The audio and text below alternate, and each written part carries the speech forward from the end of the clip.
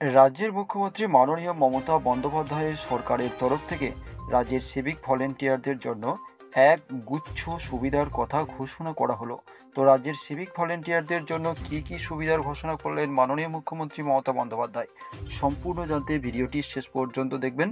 আপনার কাছে ছোট্ট একটি রিকোয়েস্ট, আমাদের চ্যানেলটিকে সাবস্ক্রাইব করে সঙ্গে থাকবেন প্রতিনিয়ত লেটেস্ট আপডেট সবার আগে নিজের ফোনে পেতে। চলুন দেখে নেওয়া যাক।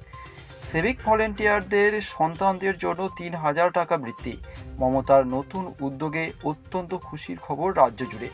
রাজ্য সরকারের পক্ষ থেকে সিভিক ভলেন্টিয়ার এবং ভিলেজ ভলেন্টিয়ারদের সন্তানদের উচ্চশিক্ষার জন্য একটি গুরুত্বপূর্ণ পদক্ষেপ নেওয়া হয়েছে। মুখ্যমন্ত্রী মমতা বন্দ্যোপাধ্যায়ের নির্দেশে রাজ্য সরকার সহায়ক ওয়েলফেয়ার সোসাইটি গঠন করেছে। এই উদ্যোগের মাধ্যমে বিভিন্ন সিভিক ভলেন্টিয়ারদের কলেজে পড়ুয়া সন্তানদের সেমিস্টার প্রতি ৩,০০০ টাকা করে বৃত্তির ঘোষণা করা হয়েছে। এছাড়াও কর্মরত অবস্থায় কোনো সিভিক কর্মীর মৃত্যু হলে তাদের সন্তানদের জন্য বছরে এককালীন ২৫,০০০ টাকার ঘোষণাও করা হয়েছে। এছাড়াও রাজ্য পুলিশের পক্ষ থেকে সিভিক ভলেন্টিয়ারদের জন্য বিভিন্ন সুবিধা ঘোষণা করা হয়েছে। পরিবারের কেউ চাকরি না পাওয়া পর্যন্ত প্রতি বছর একটি নির্দিষ্ট টাকা পাবেন শিক্ষার্থীরা।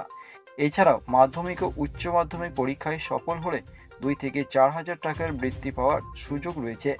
মৃত সিভিক ভলেন্টিয়ারদের পরিবারকে এককালীন ৫০,০০০ টাকা দেওয়ারও ব্যবস্থা করা হয়েছে, যাতে তারা প্রাথমিকভাবে জীবিকার জটিলতা থেকে বাঁচতে পারে।